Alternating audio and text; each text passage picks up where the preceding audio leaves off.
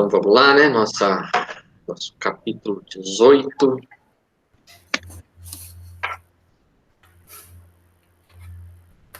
Desprendimento difícil. O título já anuncia aquilo que a gente viu, né? Dessa vez não foi muita moleza para o pessoal.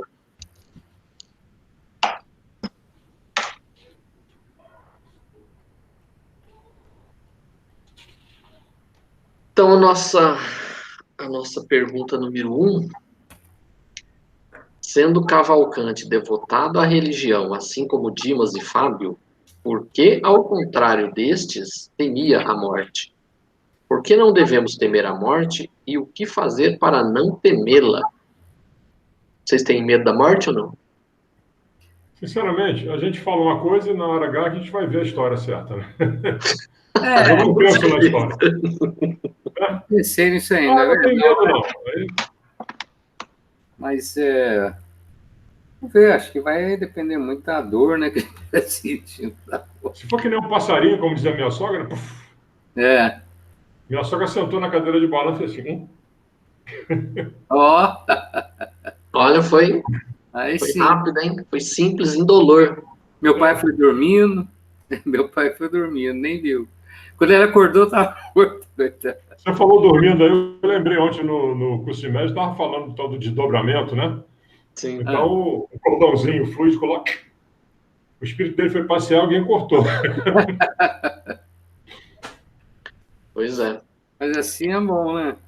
É que a pessoa, quando está numa certa idade, já muito avançada, esses laços já, ao longo dos anos, já foram se desprendendo, né? Então, Tapuidinho, né? Teoricamente, o rompimento do cordão ali, ele é mais fácil, né? Mas não é o que a gente viu com o Cavalcante, né? Lá não disse a idade dele, não diz mais ou menos a idade que ele tinha, mas a entender que já estava uma idade avançada, né? Mas na verdade, o que derrubou ele foi um apendicite, né? Eu não notei se era realmente uma apendicite. Tem um local aqui que fala que o apêndice acabou transformando numa infecção generalizada, mas foi o apêndice. Eu fiquei caçando aqui, eu acabei achando, agora não sei onde vai estar. Porque ele estava com o intestino todo se desfazendo ali, acho que foi um apêndice supurado, né? Isso, exatamente. Ele não fala exatamente isso, mas estava supurado. Ele usa a palavra supurado. Aqui algum... Aqui na primeira página fala: o intestino inspirava repugnância e compaixão. Profundo desequilíbrio afetava as funções dos vasos sanguíneos e linfáticos no intestino delgado. O cólon transverso e descendente semelhavam-se a pequenos túneis repletos das mais diversas coletividades microbianas. Aí fala que as vilosidades permaneciam cheias de sangue purulento. De quando em quando abriam-se as veias mais frágeis, provocando abundante hemorragia. É isso, né? Em todo o aparelho intestinal verificava-se o gradual desaparecimento do tônus das fibras. O pâncreas não mais tolerava qualquer trabalho. Aqui, ó, logo no comecinho, no primeiro parágrafo, o pobre amigo permanecia agarrado ao corpo pela vigorosa vontade de prosseguir jungido à carne. A intervenção no apêndice inflamado, ao mesmo tempo que se buscava remediar a situação do duodeno, fizera-se tardia. E é isso mesmo. Então foi isso mesmo. Aqui no comecinho ele fala. Eu não tinha percebido esse detalhe, realmente. Eu acho que o apêndice, vamos dizer assim, começou, né? O apêndice, quando ele explode, né, ele causa infecção generalizada. Esse é o grande temor dos médicos, né? Quando você está com o apêndice inflamado, é correr para tirar logo. Tem que tirar logo, porque senão generaliza a infecção. Isso, porque quando ele dói, ele já está com uma infecção bem forte dentro dele. Isso. Mas então, essa pergunta 1 aí tem duas respostas iguais, na verdade, na página 280 e na 281. Que na 280 ele fala embora as condições elevadas em que desenvolver a fé, ignorava as lições do além-túmulo e receava a morte. E na outra ele fala: Cavalcante, que via tão bem na paisagem dos sentimentos humanos, permanecia cego para o outro lado da vida, de onde tentávamos auxiliá-lo em vão. Então, eu acho que o medo dele vinha disso, né? Dele não... No livro novo, a página 280 e 281. No do Cláudio deve ser... É isso mesmo, que embora as condições elevadas que desenvolveram a fé, ignorava as lições do além-túmulo e receava a morte, né? Sim. Quer dizer, eu entendi que ele tinha uma vida bastante cristã, vamos dizer assim, mas ele não se interessou pelo outro lado, né? E daí, quando eu morrer? Então, na verdade, mais para frente ele fala que acho que mais em função da religião dele, né? Da Igreja Católica. Isso, exatamente. Né? Era um padre assistindo ele, né? No meu aqui está na página 273. Nossa, aqui é 280 mesmo. Embora as condições elevadas em que se desenvolvera a fé, ignorava as lições do além-túmulo e receava a morte. É um parágrafo interessante que fala assim, eu marquei até bastante linhas aqui. Ele fala assim: estimaria obter a certeza do destino a seguir. A visão mental do inferno, segundo as concepções católicas, punha-lhe arrepios no espírito exausto. Isso. A probabilidade dos sofrimentos purgatoriais enchia-o de temor. Desejava algo de melhor, de mais belo que o velho mundo em que vivera até então. Isso. Suspirava por ingressar em coletividade diferente, em que pudesse encontrar corações a pulsarem sintonizados com o dele. Uhum. Eu marquei esse. Então, eu marquei esse e marquei um outro também. Assim, corações pulsavam sintonizados com o dele, sentia fome e sede de compreensão de profunda compreensão, mas prejudicada pelos princípios dogmáticos da escola religiosa que se filiara, né? Repelia-nos a ação. Ou seja, ele estava vinculado ao catolicismo ali, então os conceitos que ele tinha do catolicismo que faziam com que ele tinha uma visão de católico, né, da morte. Na página 277 ele conversa com o padre, né? Padre, acho que me salvarei? Isso. Aí o padre diz: sem dúvida, você foi sempre bom católico. Isso. Eu acho que tem um texto que ele pergunta: eu vou para o céu? Não achei aqui, mas ele pergunta. Ele tinha bastante medo do purgatório. Então, eu acho que é em função disso, mas como o Leonel lembrou bem, por causa da religião dele, né? Que não tem esse estudo do outro lado, né? É céu, inferno e purgatório. Isso. Sim. Ou como diz minha mãe, o tacho de chumbo derretido, né? No dia que Jesus vier, todos aqueles que não estão de acordo com os pensamentos dele serão jogados no tacho de chumbo derretido. Como é chumbo, hein? Puta, gente pra caramba. Haja chumbo, hein? Ela fica brava quando ela fala assim: no dia que Jesus voltar, ela e minha irmã. Fala: mas voltar de onde? Ele tá aí, pô, já tá aqui. Não, mas ele vai voltar. Eles insistem nisso, né? Meu cunhado criou um grupo chamado Jesus Está Voltando, para mandar mensagens. Posso botar seu nome? Eu falei: pode. Rapaz, mas tem tanta coisa que, pessoal... Sabe qual é o livro que mais fala na volta de Jesus mesmo? É interessante que ele descreve muitas cenas. Isaías. Não sei se o Cláudio já leu o livro de Isaías todo. O tempo todo ele falando nisso. O livro de Isaías é um livro que ele profetizou muita coisa a respeito do Messias. Só que lá é tudo uma coisa assim meio simbólica. Além do que, a visão do profeta, muitas vezes, é meio obscurecida pela matéria em que ele estava, vivendo. Então, ele não via o nível de conhecimento da época, apesar de ele ser um profeta, ser uma pessoa que tinha uma mediunidade, ainda era obscurecido vamos dizer assim, pelo conhecimento ainda meio atrasado da época, né? Uhum. Que aqui no meu, na página 270, que aqui de vocês deve ser 276, ele fala aqui, né, logo no comecinho, quando ele encontra com o padre, aí ele pergunta, tenho medo, muito medo de morrer. Uhum. Bem, obtemperou o religioso, não ocultando um gesto de enfado que passou despercebido aos olhos do crente. Precisamos preparar o espírito para o que der e vier. Uhum. Aí ele pergunta, ouça, padre, acredito que me salvarei? Sem dúvida. Sem dúvida. Aí mais para frente ele pergunta aqui. Indiretamente, ele tinha medo de morrer sem ter o perdão da mulher também, né? Ele tinha muito medo de não conseguir falar com ela. Também. Sim. Isso incomodava bastante ele. É. Ele pergunta mais para frente aqui, no meu, na página 271, ele pergunta assim, acha que me demorarei muito tempo no purgatório? Ele faz Pois uma é. pergunta. Que ideia! Falta-lhe suficiente confiança no poder de Deus? O padre, na verdade, já estava de saco cheio, né? Ele não via a hora logo do Cavalcante morrer e dar sossego para ele, né? Fora o Ele, fedor, né? Que o cara estava fedendo, segundo eles. ele e o Então médico, o né? padre já ficava com o dedo no nariz, não, pô. Ele e o médico, né? Então, o médico.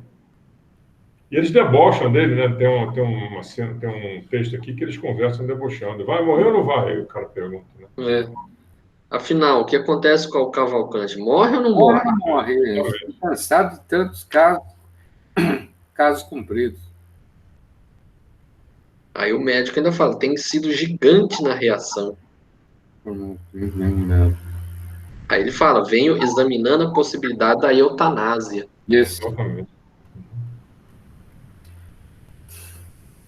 Aí o padre ainda fala, parece-me caridade. Pois é. Que coisa. Aí ele fala o Esculápio. O Esculápio é médico, né? Eu fui ver lá, porque... Por que ele usou Esculápio aí, pô? É o ano, né, que foi. O Esculápio abafou o riso franco e despediram-se. Foi o médico, né? O médico deu um risinho. Uhum. O padre falou que parecia... Não, ele falou, infeliz apodrece em vida. A palavra Esculápio que era o deus da medicina, né? Né? Se eu não me engano, na mitologia grega era Asclépio, e na mitologia romana, Esculápio, era o deus da medicina. Aí, eu acho que esse parágrafo aí, acho que já tá na questão 2, não? Bom, então no primeiro essa é a resposta mesmo, né? Eu acredito. Sim. O medo, pelo que eu entendi aqui, o medo que ele tinha de morrer, que ele desconhecia, né? Ele não Era o sabia. medo desconhecido, na verdade. Né? Ele não sabia o que ele ia encontrar, se ele ia encontrar o céu, o inferno ou o purgatório. Exatamente. Ele tinha na mente esses três lugares. E aí ele... Porque não devemos temer, porque na verdade a morte não existe, né? O espírito é imortal, né? Se você olhar por esse lado, né? Nesse aspecto sim, né? Mas o medo das pessoas é a direção que você vai tomar, né? O católico aí, como ele, na posição dele, é o céu, o inferno e o purgatório. Então, não existe ponto intermediário, vamos dizer, né, para eles. Então, a preocupação dele era o sofrimento no purgatório. Quanto tempo eu vou ficar lá? E a preocupação dele era essa. E quem é católico, né, conhece bem essa história de purgatório, sabe que, na verdade, quem vai no purgatório é uma situação complicada, por quê? Porque você só sai do purgatório pela oração dos outros, pela oração dos vivos. Você não sai do purgatório porque Deus quer, ou porque você pediu, fez uma oração, pela oração dos vivos. Esse o conceito pregado pelos católicos? Se ninguém rezar por você... Se ninguém rezar por você, está lascado, você vai ficar no purgatório eternamente. Olha o tipo de doutrina que se coloca para as pessoas, depois Então, mas, não se sabe por que as pessoas realmente perdem o rumo ou perdem a fé, porque é uma coisa tão absurda. sim. Entendeu? Você fica nessa dependência dos outros. Por isso que é uma penca de missa, né? Missa da sétimo dia, missa de 30 dias, missa de 2 meses, missa de... E tome missa, né? Que é para salvar o cara. É para tirar o cara do purgatório. Então, mas eu acho que isso aí produz uma submissão muito grande, eu acho, né? Submissão que você fica naquela de, será que é isso? E deve provocar assim como está provocando aqui no Cavalcante, né?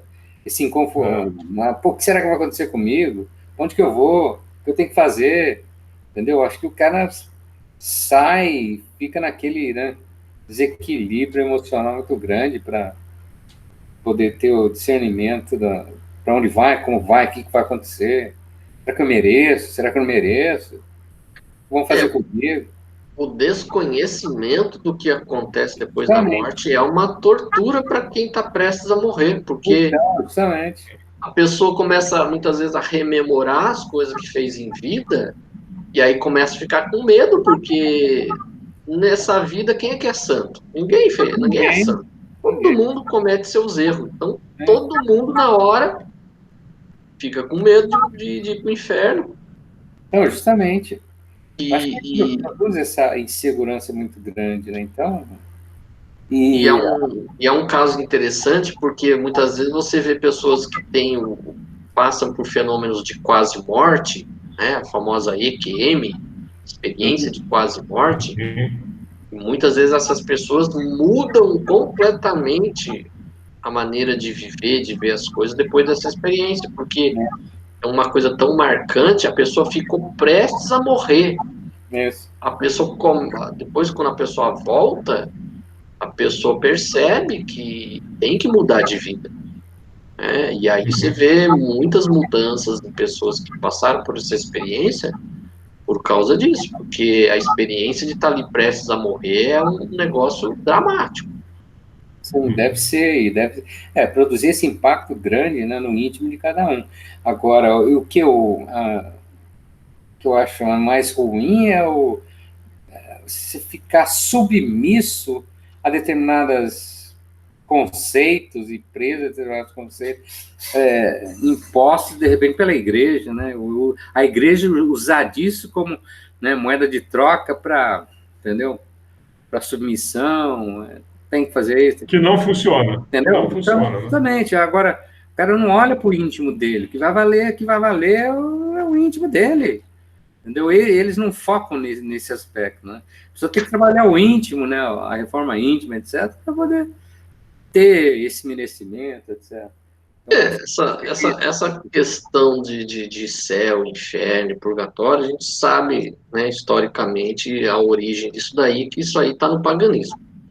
Então, a igreja, na verdade, ela não se interessou em fazer com que o seu rebanho pensasse na vida e fizesse reflexão das suas atitudes. A igreja preferiu uma doutrina que realmente prendesse as pessoas. Então, justamente isso, essa submissão, entendeu? Eu acho que fica difícil. Quando no fundo... Que não funciona, né? Que não funciona. O pior é que não funciona, né?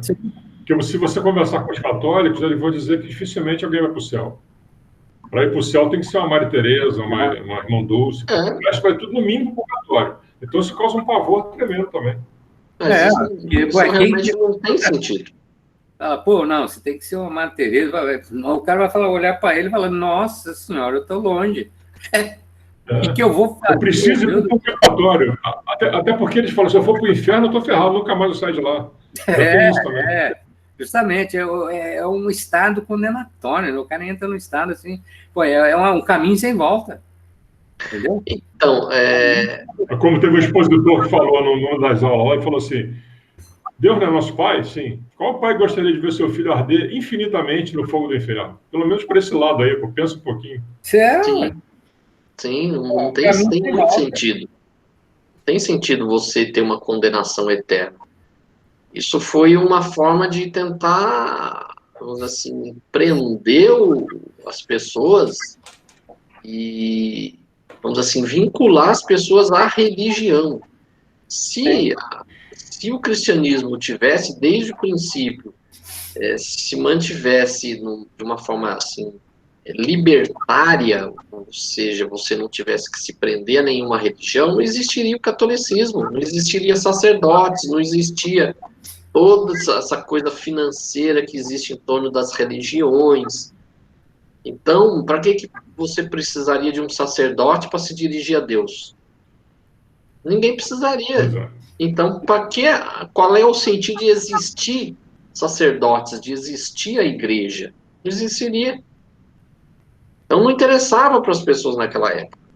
O que interessava era manter esse poder sobre as pessoas que vem desde o paganismo. Sim. Né? Esse E terror. o purgatório, se pegar a Bíblia, não existe menção a purgatório. Jesus nunca mencionou purgatório, ele mencionou céu e inferno. Purgatório ele nunca falou. Uhum. O purgatório foi uma criação que a igreja fez na Idade Média, porque precisava vamos dizer assim, justificar um lugar para que os ricos, principalmente, fossem aqueles que não tinham sido nem bons o suficiente para ir para o céu e nem maus o suficiente para ir para o inferno, precisava ir para algum lugar. Então criou-se o purgatório. Uhum. Então, mediante a uma contribuição à igreja, você não iria para o inferno, você iria para o purgatório. Então, Mediante contribuição. mediante uma contribuição. Então, Então, aí criou-se o purgatório para poder, vamos assim, alocar essas pessoas num lugar que não fosse nem o céu e nem o inferno. Uhum. Então, é uma Então, coisa muito que bate na cabeça das pessoas como algo aqui que eu falei, de submissão, e acho que traz um desconforto muito grande, eu acho, né? Produz um desconforto muito grande. Isso não significa, evidentemente, que você tenha a liberdade ou a libertinagem. Pô, trabalhar de dentro para fora, né? A sua consciência perante o outro, perante o mundo, isso tem que ser trabalhado, né? Que justamente o Espírito foca nisso. É isso aí. Agora, ser submisso a padre, à igreja, a uma instituição, né, religiosa, financeira, aí o negócio é complicado. aí é complicado. Então, justamente. Então, infelizmente, ao longo da história, nós tivemos essas situações e hoje as pessoas, quando estão aí à beira da morte, ficam nessa situação igual o Cavalcante. Morre de medo de morrer, porque Sim. não sabe o que vai acontecer. Não, daí na hora H, o que o católico faz? Chama o padre, chama o padre, aí chama o padre, aí, tô livre, posso ir? Pode, tá liberado. Aqui na minha página 269, a de vocês deve ser 274, 275, acho que deve ser 275 de vocês. Ele fala assim: reconhecia, entretanto, ali naquele agonizante que teimava em viver de qualquer modo no corpo físico, o gigantesco poder da mente que, em admirável decreto da vontade, estabelecia todo o domínio possível nos órgãos e centros vitais em decadência franca. Uhum. Então ele tinha Página 276. Então ele tinha um poder da mente tão forte que ele não desligava, o corpo estava apodrecendo e ele não desligava. Olha a situação. Então, justamente, né? Você pensou o sofrimento do cara, né? Em função do quê? De um conceito imposto, né, de forma errônea? Então, acho muito realmente complicado. funcionar. E ele sentiu, né? Porque aqui fala assim, que informando-se de nossa resolução de modo vago, através dos canais intuitivos, o doente pela manhãzinha chamou o capelão a fim de ouvi-lo. Uhum. Então ele já percebeu, ele sentiu a presença da equipe, né? Do Jerônimo, do André Luiz, que estava ali para desligá-lo. Então ele sentiu já, ele já, né? Procurou conversar com o padre para ver o que ia acontecer com ele. É. Aí vamos aí na nossa questão número 2. O que André Luiz quis dizer com a frase? Ambos os profissionais, o da religião e o da ciência, notavam situações meramente superficiais, incapazes de penetração nos sagrados mistérios da alma. É a página 278. 278 a gente já passou mais ou menos por aí, né? Sim.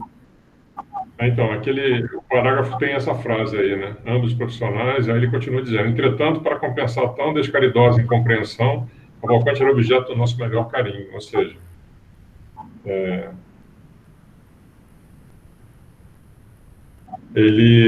o médico queria acabar logo com a vida dele, porque não sabia o mal que ele ia causar, na verdade, né? A eutanásia.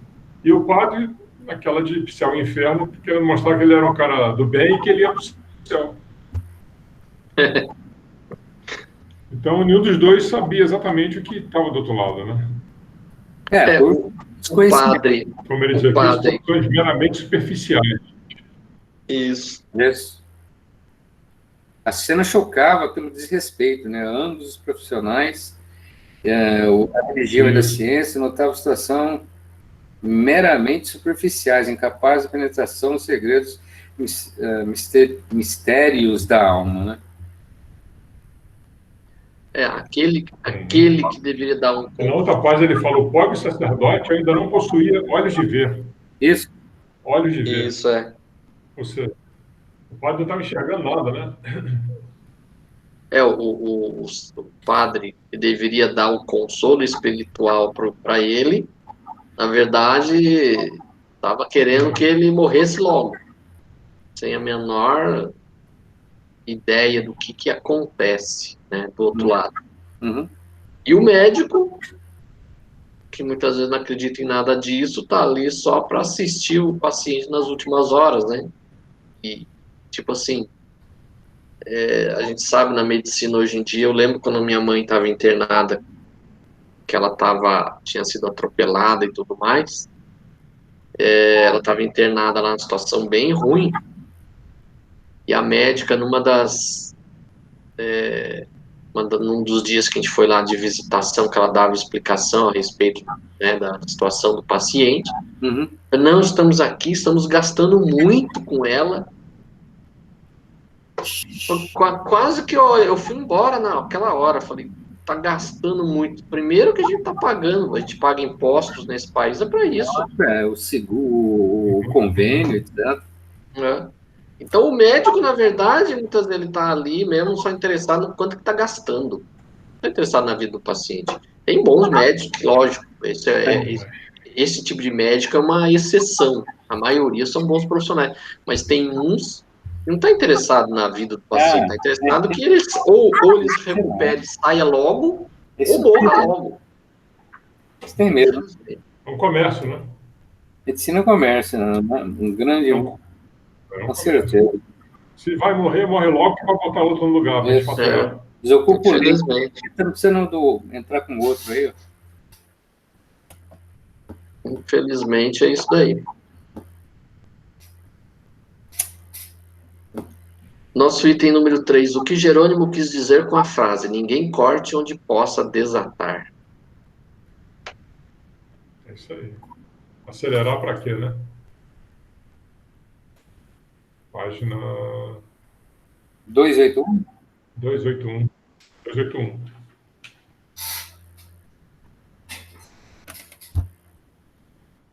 Na verdade, a frase está na 281. Eu não podia ficar nos recursos do centro.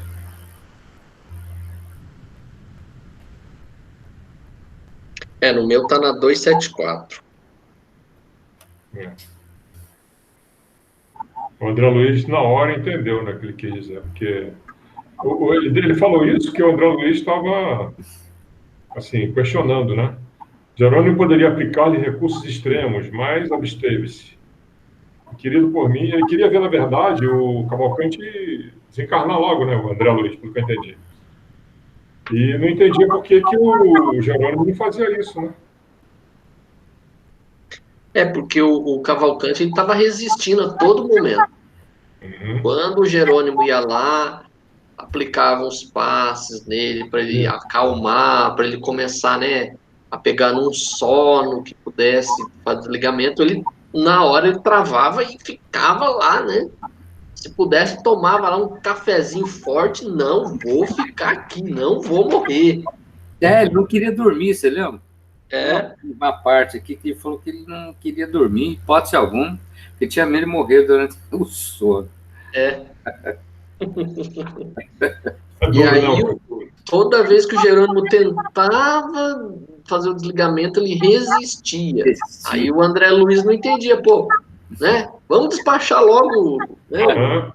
o presunto aí. Fez igual o médico, ele estava Vamos. fazendo igual o médico, ele, né? Já que o médico Aí, não fala, então é você, Jerônimo, pô. aí ele ficava contemporizando, e aí ele não entendia por que que o Jerônimo estava nessa contemporização, né? Isso que você falou está logo em seguida aqui, que ele diz. Debalde, porém, procurou-se prodigalizar ao doente a trégua do sono preparatório e reconfortador. Cavalcante reagia insistente. Isso. Sentindo-nos a aproximação e interferência de leve, fazia apressar os movimentos labiais, recitando orações e implorava a graça de ver a companheira antes de morrer. Era a grande preocupação dele também, né? A mulher. Sim.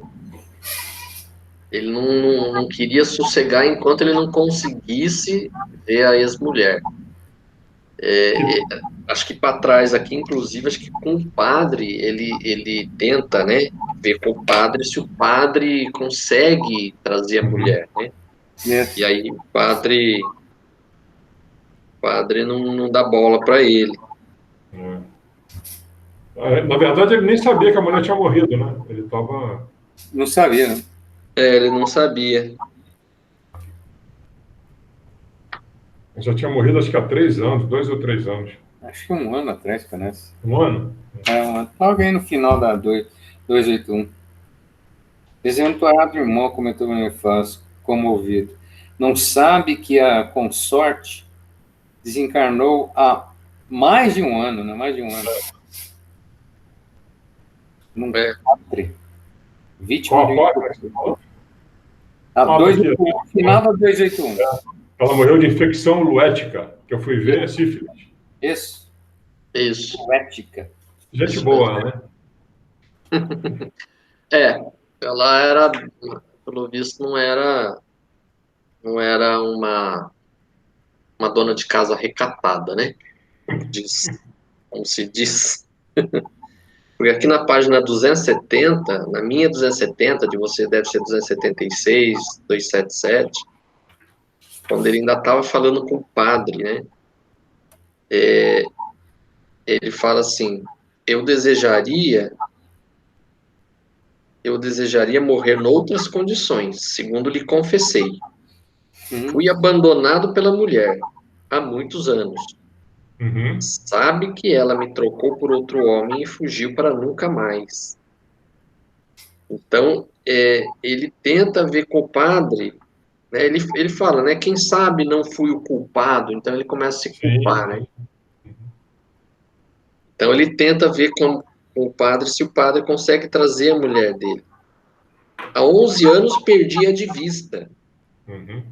O sacerdote, no entanto, não parecia intimamente interessado em satisfazê-lo e repetir com impaciência: descanse, descanse, prosseguirei nas diligências. Então, ele, tipo assim, eu estou procurando, tava procurando coisa nenhuma, mas fica aí tranquilo aí que eu tô, né, que eu tô vendo. Mas o padre não iria achar nunca a mulher, porque a mulher já tinha morrido. Mas isso incomodava muito ele, né? Ele achava que ele era o culpado da mulher ter procurado um outro homem, né? Ele tinha esse remorso, vamos dizer assim. Sim. Aí nesse ninguém corte onde possa desatar, vamos dizer assim, o Jerônimo estava tentando ver se as coisas se davam como planejado, Uhum. né? Não vamos fazer nenhuma interrupção brusca, quer dizer, ele estava ainda resistindo muito, então vamos tentar fazer naturalmente, para que ele não sinta, né, essa coisa brusca, já que ele está resistindo tanto, não quer, né, se desligar, vamos levando aí, né, nessa onda aí, por enquanto, para ver se a gente dá uma acalmada nele, ver se ele, né, se ele se tranquiliza, porque aí o desligamento seria mais fácil, né, menos traumático. Sim, sim. Então ele foi tentando levar, né? Então ninguém corte onde não possa desatar. Então primeiro, ele estava tentando desatar o nó em vez de cortar. Sim, sim. Exatamente. Né? Ele não queria fazer como Alexandre o Grande. Hum. Vocês conhecem a história do nó górdio? Nó gordo. O nó górdio. Segundo, né, diz na história que quando Alexandre chega numa região da Ásia, que é hoje a Turquia, né? Hum. Ele chega numa cidade chamada Górdion, que era a capital de um reino ali, né? Hum. Se não me engano, acho que é Sardes, uma coisa assim. Era uma cidade que era a capital de um reino ali da Ásia. E aí tinha lá uma carreta lá com uma corda grossa lá com um nó. E aí, segundo a profecia, só quem conseguisse desatar aquele nó, a pessoa que conseguisse desatar aquele nó, seria o dono do mundo. Ó. E aí dizia, né, que centenas de pessoas tentaram desatar o nó ali, que ninguém conseguiu desatar aquele nó. E aí ficou aquele nó ali. Então, que aí, quando Alexandre chega com as tropas dele, ele é apresentado, né? E aí ele pensa, pensa, pensa. Aí, em vez de tentar desatar o nó, ele saca a espada e corta o nó. Então, vamos dizer assim, que ele achou a solução mais fácil. Em vez de desatar, ele já cortou de uma vez o nó. Resolveu o problema. Resolveu o problema de uma maneira mais prática. Então, era o que o Jerônimo aqui não estava querendo fazer, né? Cortar esse nó, dar uma de Alexandre o Grande. Ele queria resolver o negócio de uma forma mais suave, mas o paciente não colaborava, né? Mas eu achei interessante um trecho aqui que fala, tá na página 274 minha também. Vocês deve ser 279 aí, ou 280 ou 281. A página de vocês está aproximadamente 6 ou 7 na minha. Ele fala que assim, que é uma descrição dele, né? Se pugnara sempre pela prática da caridade. Por que motivo ele, Cavalcante, faltara com a necessária demonstração portas adentro do próprio lar? Em verdade, as sugestões sublimes da fé religiosa inflamaram-lhe o espírito de amor universal. Uhum. Não tolerava a sufocação do idealismo ardente. Ninguém poderia reprová-lo. Mas, se era esse o caminho escolhido, que razões o levaram a desposar pobre criatura incapaz de apreender-lhe a fome de luz? Por que fizera firmes promessas a um coração feminino, ciente de que ele não poderia atendê-las? A dor desenha a tela da lógica no fundo da consciência com muito mais nitidez que todos os compêndios do mundo. A morte próxima enchia aquela alma formosa de sublimes reflexões. Entretanto, o medo alojara-se dentro dela como sicário invisível. Sicário invisível. Então, pelo que dá a entender, ele se dedicou muito é meio parecido com o Dimas. Se dedicou muito aos outros e não fez a parte dele dentro de casa. Uhum. Né? E aí a mulher não entendeu assim, essa vocação que ele tinha. Tem até um trecho mais para frente que fala que chamavam ele de padre sem batina. Isso, a mulher dele chamava ele de padre sem batina. E aí ela não entendeu isso. Então ela, vamos dizer assim, ela queria, vamos dizer assim, a companhia dele, queria ele como um marido, não como um quase padre, né? Uhum. Então, vamos dizer assim, que ele imaginava que ele, né, tinha falhado nessa parte. É.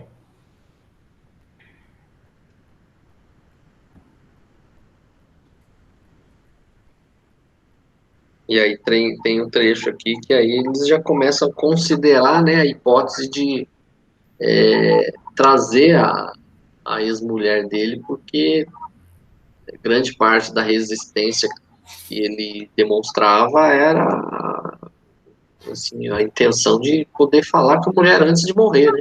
Uhum.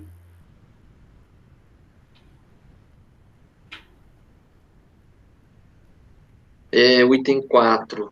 Ainda encarnado nos últimos instantes da vida material, pode o espírito ver o mundo espiritual mesmo não sendo médium? E como ver? Vamos ver, né? Coitado do Cavalcante, passou um maus pedaços lá. Nossa Senhora, agora que ele se deu conta do lugar que ele estava, né? Essa história do padre sem batina está na página 277 do nosso livro. Isso. A mulher dele chamava ele de padre sem batina. É.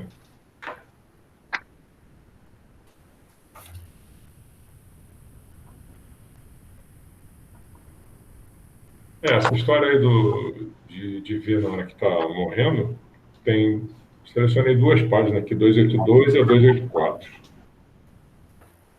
Ele fala no 282, o enfraquecimento físico acentuar-se-á vertiginosamente de hora em diante, e com o espaço de algumas horas, as percepções espirituais de Cavalcante se farão sentir.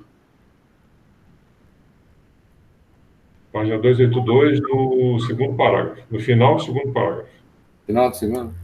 Enfraquecimento físico acentuava a vertiginosamente de hora em diante. E com o espaço de algumas horas, as percepções espirituais de Cavalcante se farão sentir. Verá deste modo a esposa antes do decesso que se aproxima. E dormirá menos inquieto. E aí na 284 começa a aparecer lá aquelas figuras maravilhosas dele. Yes. Qual página que vocês acharam esse trecho? O trecho que ele fala do Cavalcante, 282. No nosso livro, 282. Dentro de algumas horas, a necrose ganhará o terreno, precisamos libertá-lo. Teima em agarrar-se à carne apodrecida e pede comoventemente a presença da esposa. Não, esse texto que diz que em algumas horas as percepções espirituais de Cavalcante farão sentir, a página 282, segundo parágrafo, final do segundo parágrafo. Começa com Bonifácio, nosso amigo não pode suportar por mais tempo a existência do corpo carnal. A máquina rendeu-se. Começa aí, mas é no final desse parágrafo. No final desse parágrafo. Enfraquecimento físico acentuar-se-á vertiginosamente de hora em diante. Achou aí? Rapaz, não estou achando, mas eu lembro desse trecho aí. Lembro de ter lido esse trecho. Eu marquei dois outros trechos aqui, e no meu está na página 275. Começa como? Já que o nosso tutelado se enfraquecerá a ponto de fazer observações do plano invisível aos olhos mortais, chegará a ver também as paisagens de vampirismo que me impressionam no recinto? Isso, é no final da 282, parágrafo enorme. Isso aí. Né? Isso, é isso que a gente mencionou, Cláudio. É 1, 2... Está na mesma página esse texto. Na mesma página, isso. É só voltar um pouquinho. Esse trecho que você leu é o último parágrafo da 282 nosso. Agora achei aqui. Isso. Então, aí, no final, aí o André Luiz questiona, né? Pô, se ele vai começar a se enfraquecer, se ele vai começar a se desligar, será que ele vai ver também essas paisagens de vampirismo, né? Que o próprio André Luiz estava vendo aqui a todo momento e se impressionava, né? Em capítulos anteriores, não sei se vocês lembram, a primeira vez que eles foram visitar o Cavalcante, o André Luiz já ficou impressionado com essas cenas. Sim. Que até o Jerônimo fala para ele, olha, foca no que nós estamos fazendo aqui, porque senão você vai se dispersar. E era a mesma coisa que eles tinham que fazer aqui, porque devia estar ali uma chusma de espíritos que se eles fossem dar atenção a isso, eles não faziam o trabalho deles. Exatamente. E aí o Jerônimo fala, sim, né? Sim, ele vai ver. Isso. Exatamente. E aí ele pergunta, mas será que ele terá energia para ver sem se perturbar? Isso. Não posso garantir. Não posso garantir. Respondeu sorrindo. Naturalmente, qualquer espírito encarnado diante de um quadro desses poderia ser vítima de loucura e possivelmente atravessaria algumas poucas horas em franco desequilíbrio, dada a novidade do espetáculo. Sério. Quando a luz aparece em determinado plano onde a criatura esteja apta para ver, tanto se enxerga o pântano como o céu. Questão de claridade e sintonia, simplesmente. Então ele vai começar a ver, ou seja, à medida que ele vai se desligando, ele vai recobrando a capacidade de enxergar. Eu peguei um trechinho aqui, Livro dos Médiuns. Esse trechinho que eu peguei aqui, ele tá... Questão número? Ele tá na página...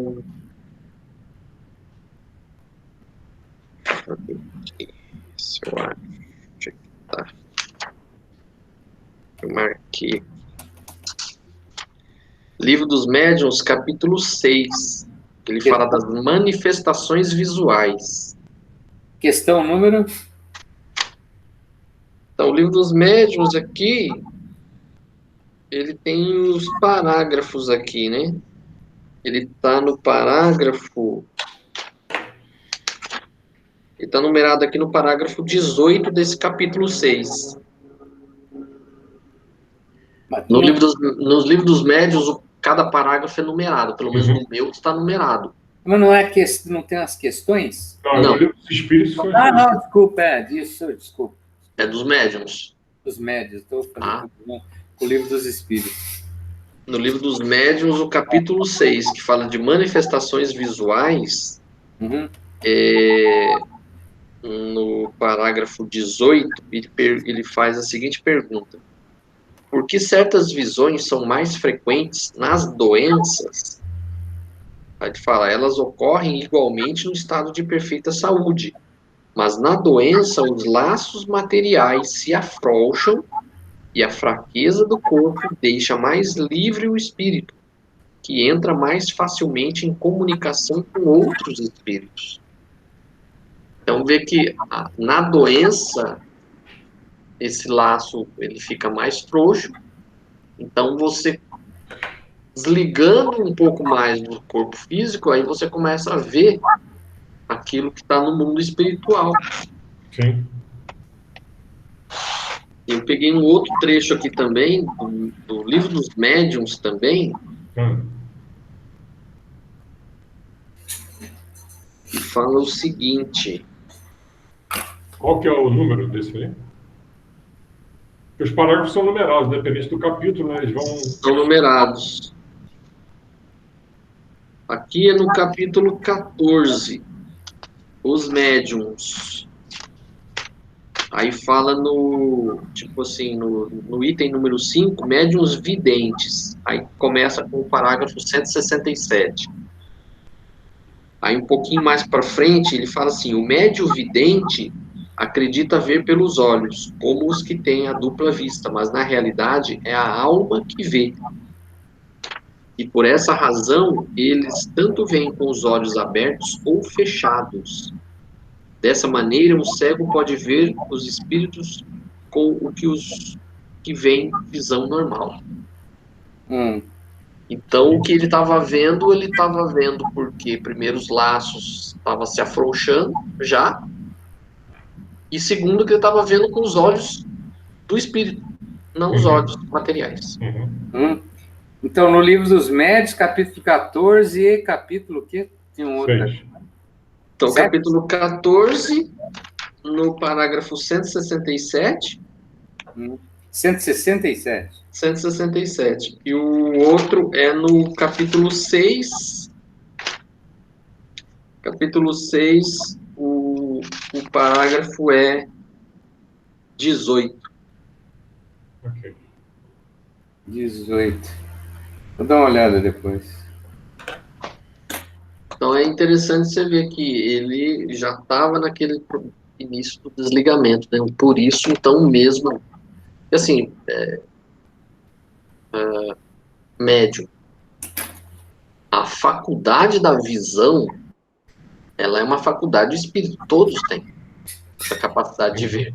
Então você não precisa ser médium para você ver espíritos.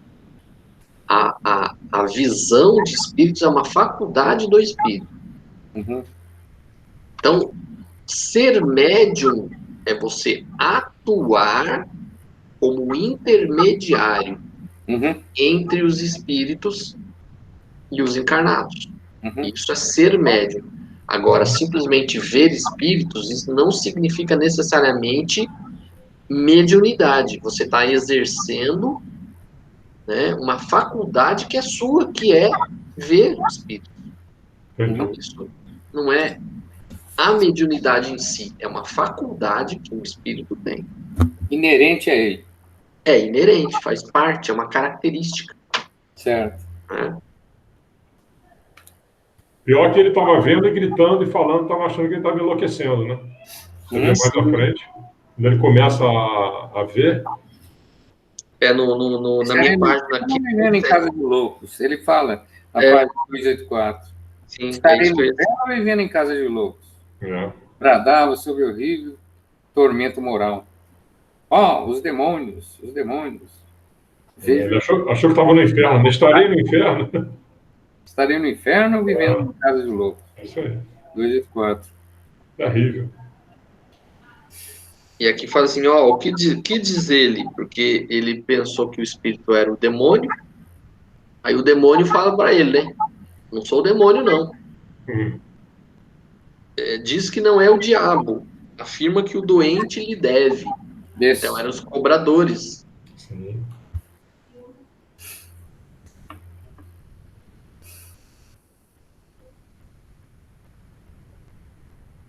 Que aqui tem um outro trecho que fala assim,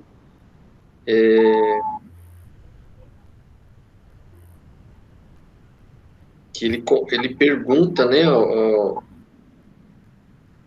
a possibilidade daquele ambiente ali ser melhorado. Ou seja, será que não tem como espantar esses, né, tirar esses espíritos que estão aí assediando os enfermos? Aí ele fala que os próprios enfermos, em face da ausência da educação mental, se incumbiriam de chamar novamente os verdugos. Então, tipo assim, era enxugar gelo. Não adiantava fazer qualquer coisa para tirar os espíritos, que logo os enfermos mentalmente chamariam eles de volta.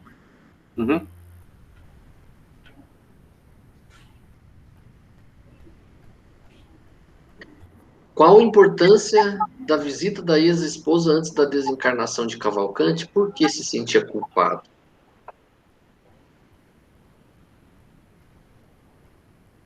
Eu acho que foi importante porque clareou tudo, né? Página 285. 285, né? Ele fala...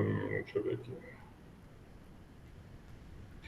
Falava vencendo enormes obstáculos, depois que ele tinha falado com ela, né?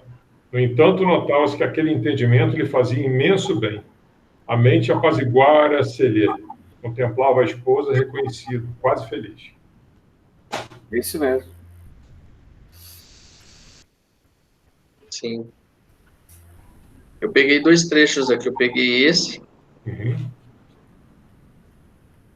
e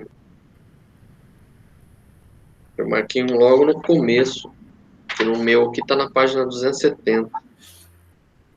Você deve ser 277. É o trecho em que ele se sente culpado, né?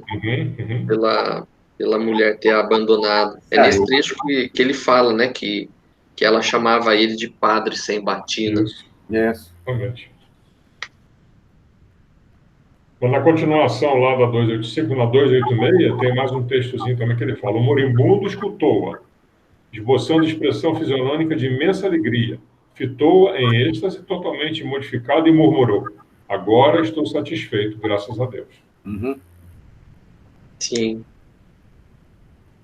Que ele entendeu que ela não tinha aquela visão que ele achava que a mulher tinha dele, não era verdade. Ou pelo menos ela demonstrou isso, né? Eu entendi assim que ele até sabia que ela, né, assim, ela tinha ido embora, mas ele, tipo assim, ele não culpou a esposa pela falta que ela cometeu. Não. Porque ele achou que, na verdade, ela tinha cometido essa falta dele. pela omissão dele. Ele se sentia culpado por isso. Então, ele se sentia culpado pela queda dela, vamos dizer assim. Ele foi o causador da vida ruim que ela levava, vamos dizer assim. Sim.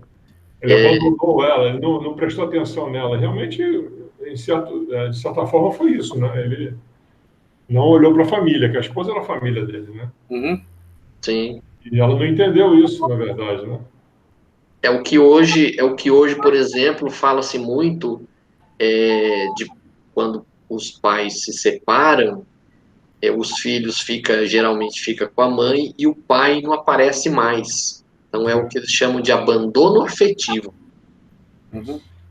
Então, muitas vezes o filho, né, já vi casos assim noticiados que o filho ele entra com ação na justiça para obrigar o pai a visitá-lo. Porque ele não quer o dinheiro do pai, ele quer a companhia do pai. Então, vamos dizer assim, que ele se sentia nessa situação de ter feito um abandono afetivo da mulher. Exato. Ele compreendeu que a mulher precisava vamos assim, de uma atenção que ele não deu. E ela foi buscar em outro, né? E aí ela foi buscar em outro. Porque pelo que fala dele aqui, ele foi uma pessoa extremamente caridosa, ele trabalhou, ele fez muita coisa. O problema dele é que ele tinha, vamos dizer assim, essa ideia ainda muito católica daquilo que aconteceria depois da morte, mas que ele foi uma pessoa extremamente dedicada à caridade. Teve uma vida útil. Sim. E aí a gente se lembra, né, quando a gente fala no espiritismo, que você tem que dar prioridade para a família. Então, você vê casos assim que ou o marido ou a mulher evangélico, católico, e não quer que o cônjuge seja espírita, se não tiver jeito, é preferível que a pessoa não abandone a família do que prefira ficar na sua convicção e prejudicar a família, né? Tem que começar pela família, né? Porque a gente sabe que a gente não caiu nessa família por acaso. Então a gente tem um compromisso. Nosso primeiro compromisso é familiar. Então, uma vez atendido o compromisso familiar, aí que a gente tem que partir para os de fora. Esse é o ideal. Sim. Mas, além disso, aqui, ó, na situação dele, até aqui, ó, logo no começo, a página 280, aí, a parentela, inclusive a esposa, considerava-o fanático desequilibrado. imprevisível. Preservava mesmo assim. Perseverava mesmo assim. Né? Ele perseverava nessa atitude de dar apoio à assistência ao pessoal de fora, etc. Mas os próprios familiares dele não aceitavam, achavam que ele era cara meio... Né? Era demais, né? Isso. No começo desse parágrafo que você leu aqui, ele fala que, né, do bem constante e fiel era absorvido aos sacerdotes e familiares em geral. A parentela, inclusive a esposa, considerava-o fanático, desequilibrado, imprestável.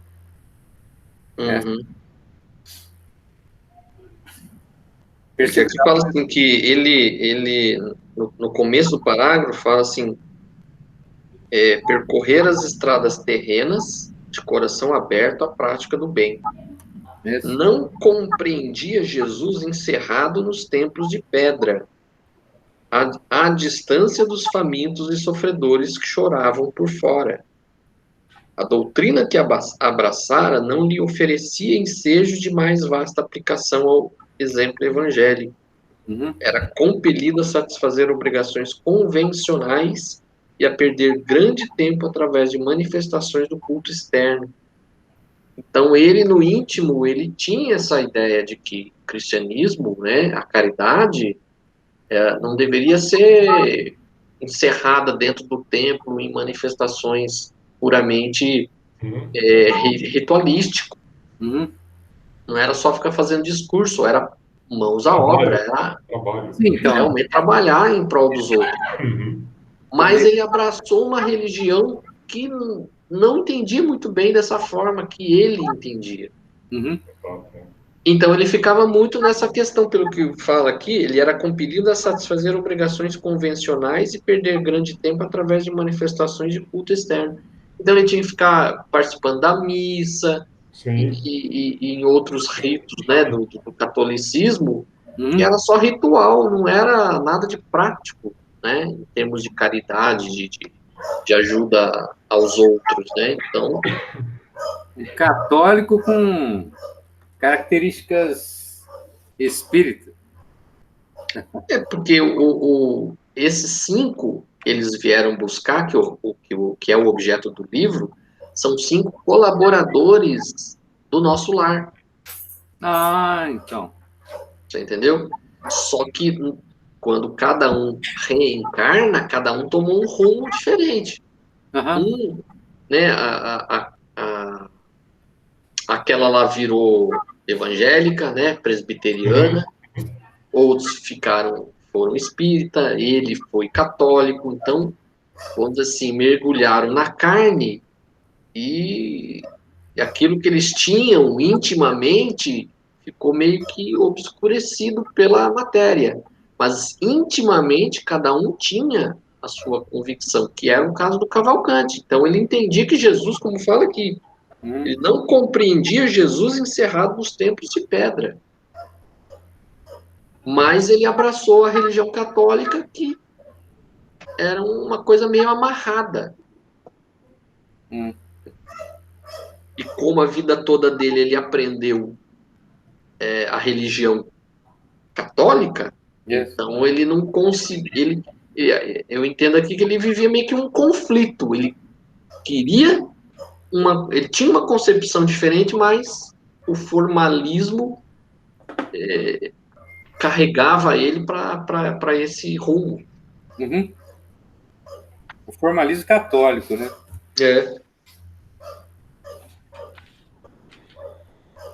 Qual a solução adotada, número 6 aí, qual a solução adotada pelo médico terrestre para a desencarnação de Cavalcante?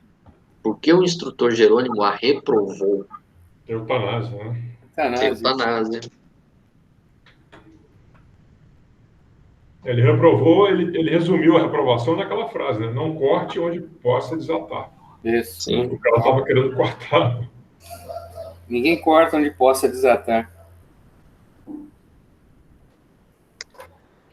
Eu peguei um trechinho aqui que no meu está na página 280. 287, eu acho. De você deve ser 287.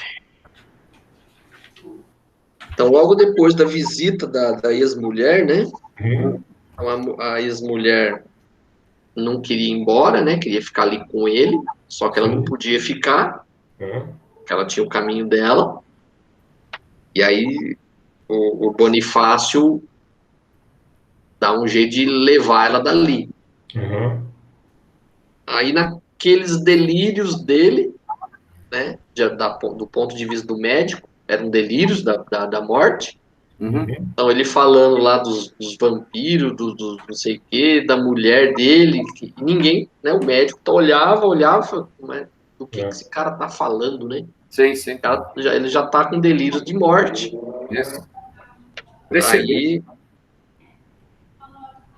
Aí ele fala assim, o médico abanou a cabeça e exclamou quase num sussurro: é impossível continuar assim, será aliviado. Exato. E aí o Jerônimo penetrou-lhe o íntimo porque passou a mostrar extrema preocupação, comunicando-me gravemente: beneficiemos o moribundo por nossa vez, empregando medidas drásticas. O doutor pretende impor-lhe fatal anestésico. Ou seja, o médico apressou aquilo que era para trabalhar ali ainda meio no banho-maria, ele já acendeu o fogo alto de uma vez. É isso aí. Deixou eles sem pai nem mãe, né? Os assistentes lá não podiam fazer mais nada, né? Ele não estava recebendo mais nada. Sim. E nesse momento, ainda assim, nesse momento, ele gritando, não, exclamava mentalmente, não posso morrer, tenho medo, tenho medo.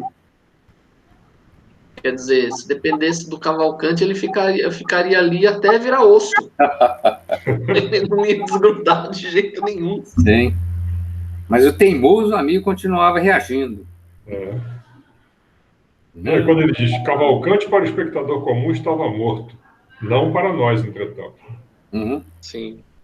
A personalidade desencarnante estava presa ao corpo inerte, em plena inconsciência e incapaz de qualquer reação. Terrível, né? Porque aí, o que aconteceu? Como ele não foi desligado, ele ficou ainda ali, vamos dizer assim, imantado ao corpo físico. Eles não conseguiram completar o procedimento. O médico já aplicou ali o medicamento e sem cortar o cordão, ele ficou preso no corpo, dormente, vamos dizer assim, né? Ou seja, ele aquietou o corpo físico, né? Aquietou o corpo físico, mas o espírito continuava. Ficou ligado. Tanto é que isso atrasou o trabalho deles, né? Eles conseguiram fazer o desenlace final, acho que 12 horas depois, né? Essa que é aí a nossa última questão, né? Em que condições se procedeu o desenlace de Cavalcante de seu corpo físico, por quê? Eles estimaram 12, mas levou 20 horas, né, Fernando? No último parágrafo ele fala isso. Sim. Tudo isso em função do medicamento.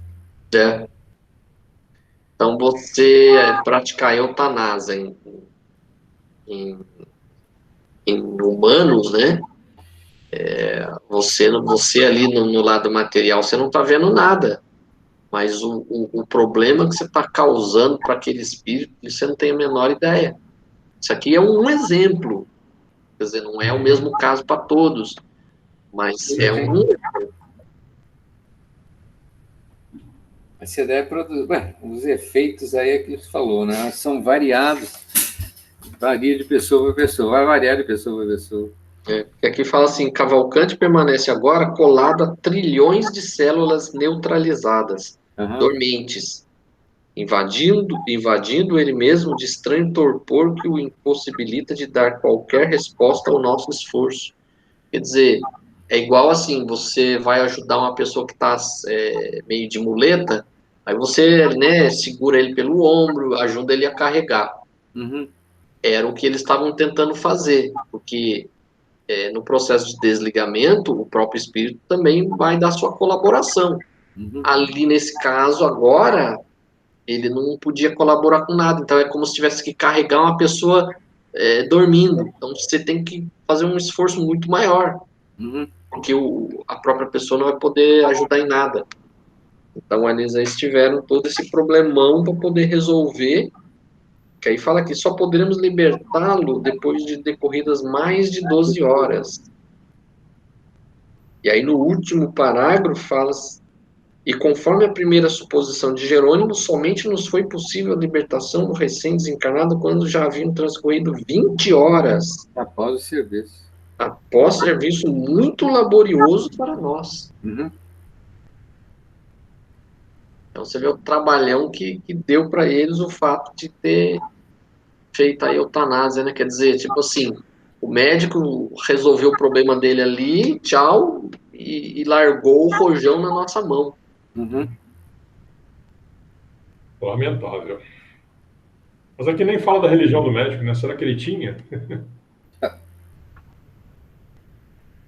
Se a gente considerar que o livro foi que década de 40, a gente não sabe que época que ele está se referindo aqui, Uhum. né? Provavelmente foi década de 40. Nessa época, cerca de 80% da população brasileira, 80, 90% era católico. Provavelmente o médico era católico também, mas Grandes chances. Grandes como a chances. gente vê que catolicismo, muitas vezes a pessoa vai mesmo só por formalidade. Pois é.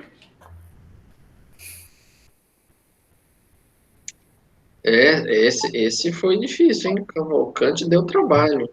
E no próximo capítulo continua falando dele, né? Um pedaço ainda. Continua. Certo. Depois ele começa a falar da Adelaide. Mas é interessante. O próximo capítulo é 19, o 20, ô Cláudio? Isso. O próximo é o 19 e 20, que é a nossa última desse livro, porque o último capítulo, o capítulo 20, ele é muito curtinho. Sim. Então, juntei os dois num só. Porque, inclusive, assim, acho que questão de 1 hora e meia é o suficiente para a gente falar, porque a gente junta os dois, mas praticamente são dois capítulos meio que um complementando o outro. Uhum. Bom, por hoje, então, o nosso capítulo tá ok, né? Ok. Fechado. E que capítulo? É.